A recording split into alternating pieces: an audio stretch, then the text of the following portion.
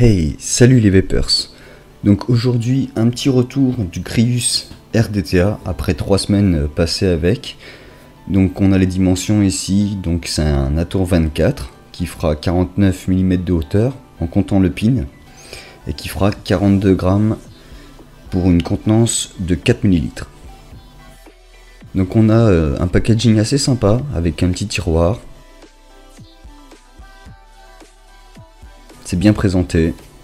Donc voici un petit aperçu de l'Ato.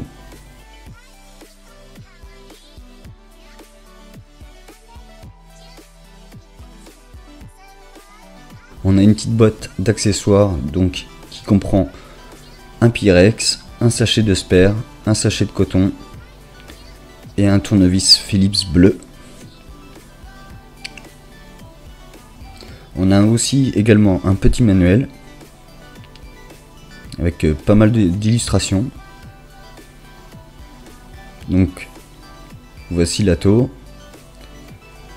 Donc le cul de l'Ato avec ses gravures. Drip type 810, donc type Goon. Donc ici en espèce de PEI ou UTEM.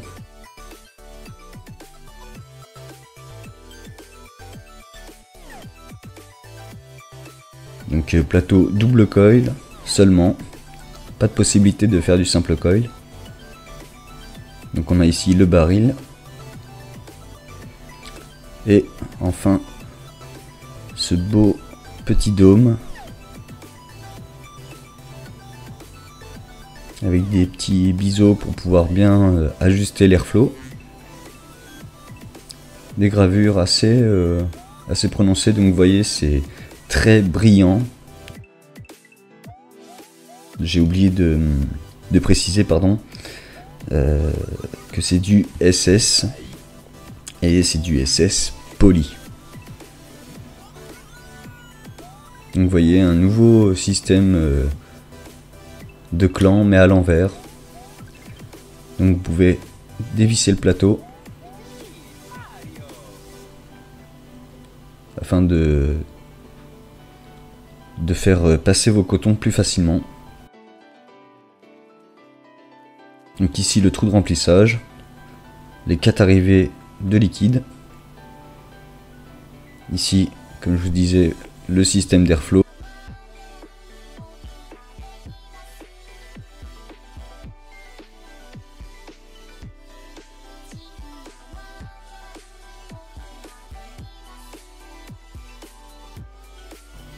Donc je vous laisse la petite partie en accéléré.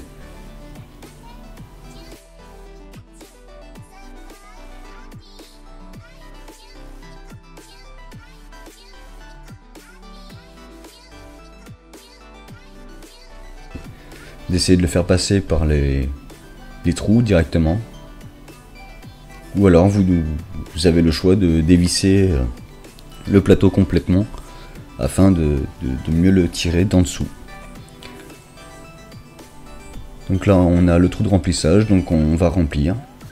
Donc ici un petit liquide qui me vient de chez Mystic, donc une gamme malaisienne.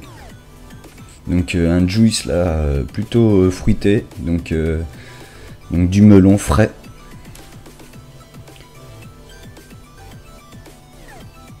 Donc voilà, on est prêt. Voilà, donc j'ai pas fait le calcul hein, mais je pense vraiment qu'on est aux alentours de 4 ml voire plus avec le coton.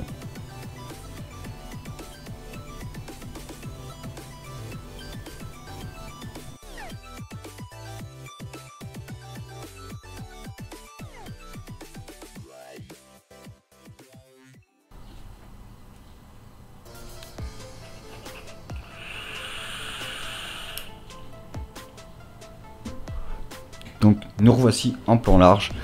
Donc pour la conclusion de cet Ato, donc comme vous avez pu voir, il est quand même assez complet. Franchement, la boîte elle est nickel. Bref, l'Ato, on va faire les points positifs, les points négatifs. Les points positifs, le premier point positif ça va être sa contenance, 4 ml, voire plus avec le coton. Deuxième point positif, les drip type Goon, donc une diversité de drip type s'offre à vous. Point positif, encore quel point positif? Le réglage d'airflow qui se fait bien avec les petites rainures, que ça soit du 24, le plateau. Ouais, c'est tout. Hein. On va s'arrêter là pour les points positifs, en tout cas pour ma part. Pour les points négatifs maintenant. Alors, premier point négatif, tout con, mais j'avais déjà reproché ça sur, je sais plus c'était quel ato, que la gouttelette est presque quasi invisible. Donc je suis sûr qu'avec le temps, bon, la gravure on la verra même plus. Hein, c'est tout léger sur le SS pour dire c'est ici qu'il faut remplir. Donc ce qui fait que si vous avez des problèmes de vue, ben c'est bof bof, hein, autant vous le dire. Ensuite, en point négatif, vous avez vu qu'on peut séparer comme là actuellement, vous voyez qu'on peut séparer l'ato, enfin le plateau directement pour remplir la chambre, ou enfin pour remplir le Pyrex, ou tirer éventuellement le coton. Sauf que le problème c'est que c'est un pin flottant, donc déjà je déconseille déjà l'hybride sur cet ato, hein.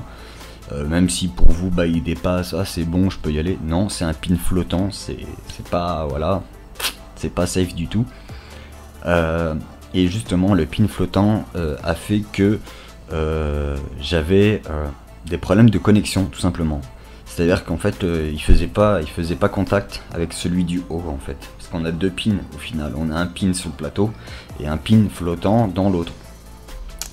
Dans le bottom. Donc du coup gros point négatif pour moi à l'heure actuelle. On ne devrait plus voir ça, on ne devrait plus voir des pins flottants, des pins fixes où on peut pas le visser, etc. Franchement c'est voilà.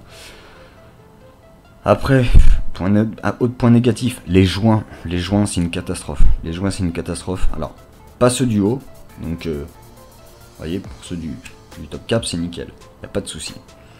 Pour la cloche, pareil, nickel. Mais là où ça pose problème, c'est voilà, on vient racler, il y a toujours un peu de liquide qui vient, c'est un petit peu chiant. Ensuite, donc les joints, je parle des joints du bas. Moi quand je l'ai reçu, ils étaient collés, ils ont même fini par craqueler, hein, quand je l'ai enlevé, il a fallu que je le gratte à l'éponge, etc. Bref. Donc ça, ouais, pas top. Après, autre point négatif, pour ma part, je comprends pas le sens du logo en fait, de la gravure. Si ce n'est que ça, après, voilà, enfin bref, c'est qu'un détail. Le fait qu'il soit très fingerprint, c'est-à-dire que ça prend beaucoup les empreintes de doigts, c'est un peu comme la Charon, hein, c'est tout en poli. Donc voilà, bon bah ce sera tout pour moi sur ce Crius. Je vous donne mon retour de 3 semaines, hein, voilà. Je l'ai testé 3 semaines d'affilée là. Et je remercie quand même grandement Anaïs de chez Evengift de m'avoir fait envoi de ce setup complet d'ailleurs, du Crius et de la Charon qu'on verra lors de la prochaine vidéo. Donc sur ce les vapotos, je vous souhaite une bonne vape. N'hésitez pas à liker, à partager et puis à vous abonner si c'est pas déjà fait. Sur ce, peace.